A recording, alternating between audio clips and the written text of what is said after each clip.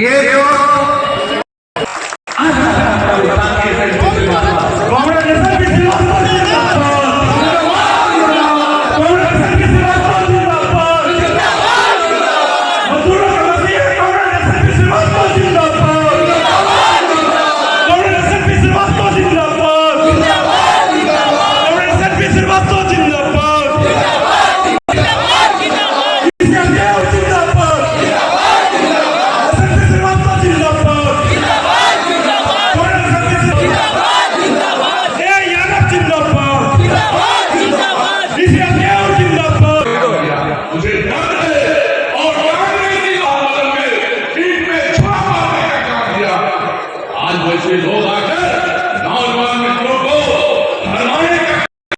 अनूप प्रसाद जी उनको बुला लिया उन्होंने, वो फाइनेंशियल कमिश्नर थे उससे, उनको बुला करके उन्होंने कहा क्या भाई आप लोग समझाते नहीं हैं, ये जो हम लोग बना रहे हैं कि IRC को दे देंगे और OHC को, तो इससे जो है वो हम रेलवे को क्या बेच रहे हैं या इस प्रोजेक्ट को बेच रहे हैं। धन्यवाद। चलिए आइए, जिन लोगों का नाम नॉमिनेट किए हुए हैं हम लोग,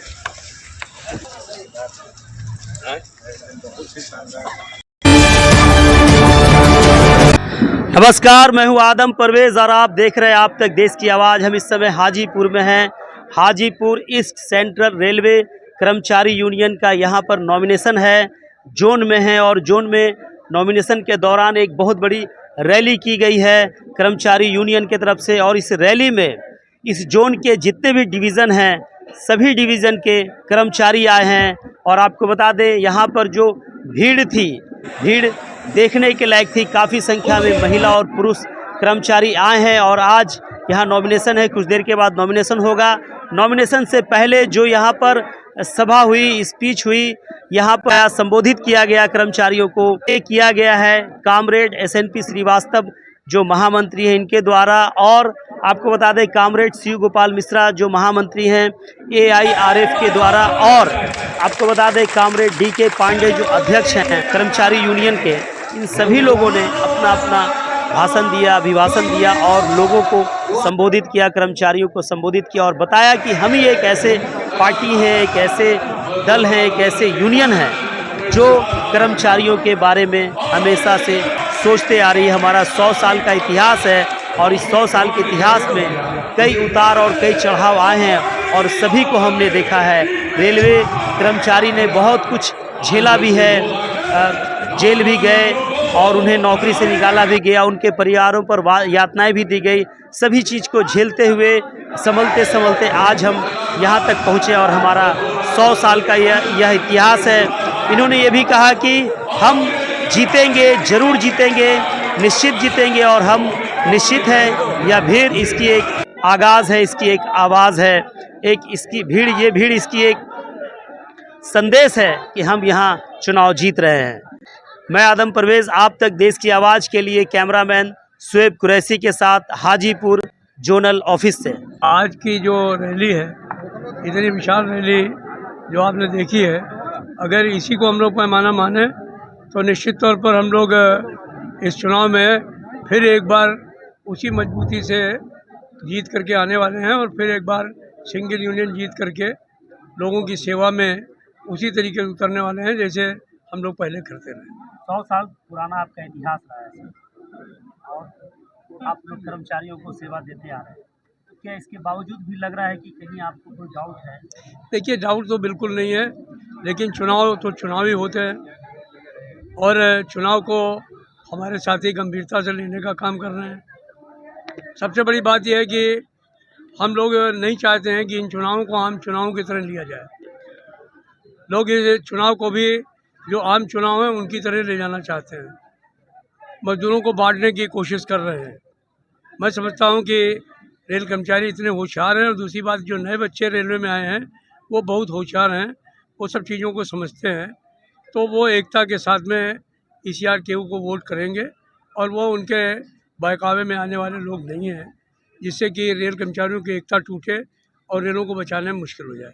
आज सबसे बड़ा सवाल हमारे सामने यही है कि हमें रेल को बचाना है और रेल को देश के लिए भी बचाना है, अपने कर्मचारियों के लिए भी बचाना है। दूसरी बात यह है कि जो उनकी मांगे हैं उनको लिए all India railway federation, east central railway कर्मचारी यूनियन हमेशा से संघर्ष करती रही है, उनको हासिल भी करती रही है। आने वाले समय में भी हम उनकी मांगों को मनवाएंगे, लेकिन सबसे बड़ी बात है कि हम रेल को जो सरकारी तंत्र है उसको सरकारी क्षेत्र में ही बचाने का पूरा प्रयास करते रहें। आने वाले समय में भी कोई उसके ऊपर हमला हो उससे पहले हम लोग इकट्ठा होकर के उसको बचाने का काम करें। यहाँ से क्या संदेश देना चाह रहे हैं कर्मचारियों को एक ही संदेश है कि उन्होंने ऑल इंडिया रेलवे फेडरेशन के इतिहास को देखा है, उन्होंने अपने समय में ईस्ट सेंट्रल रेलवे कर्मचारी यूनियन को भी परखा है, तो ये उनकी अपनी परखी हुई संगठन है। पूरी ताकत से इस लाल झंडे के ऊपर मोहर लगाएं और पूरी ताकत से सिंगल यूनियन के रूप में इस यूनियन को फिर जिता करके लाएं, यही हमारी उनसे अपील है। सर, आप क्या है आपका आज जो आपने यहाँ पर लोगों को इकट्ठा देखा है, जब से नोटिफिकेशन हुआ है तभी से हमारे तमाम कार्यकर्ता, शाखा स्तर के शाखा के पदाधिकारीगण, युवा कमेटी, महिला कमेटी, रेल मजदूरों के बीच में जाकर यूनियन की उपलब्धियों को बताने का काम किया। आज उसी का परिणाम है कि इतनी बड़ी संख्या में हमारे यहाँ रेल मजदूर जुटे हैं और आगे जो समय बचा हुआ है उसमें पूरी मुस्तैदी के साथ हम और कर्मचारियों को भी जोड़ने का काम करेंगे ताकि यह यूनियन को मजबूती प्रदान कर सकें। रेल मजदूर जानता है इस बात को कि यह छोटी समस्या हो या बड़ी समस्या हो, इस सेंट्रल रेलवे कर्मचारी चुप नहीं बैठता है, उन समस्याओं के लिए संघर्ष करता है। हम वहां तक उनको पहुंचाने का काम करें। चाहे वो रनिंग के कर्मचारी हों, चाहे मैकेनिकल के हों, सिग्नल के हों, टिकट चेकिंग के हों, वो तमाम टीआरडी के स्टाफ हैं, सारे के सारे लोग, हमारे ट्रैकमैन भाई, उनके कार्यों के भी और विशेष परिस्थिति में जो लोग काम कर रहे हैं उनकी भी आवाज़ को प्रशासन के समक्ष बुलंदी से उठाते रहता हूं और रिलीफ दिलाने का काम करता हूं। आपके अगेंस्ट उनकी क्या परिस्थिति रहेगी इस चुनाव? अब उनका तो कई चुनाव आया है तो वो नजर आ रहे हैं, फिर चुनाव के बाद नजर नहीं आएंगे, यही परिस्थिति है। मैं दूसरी बात नहीं कहूँगा।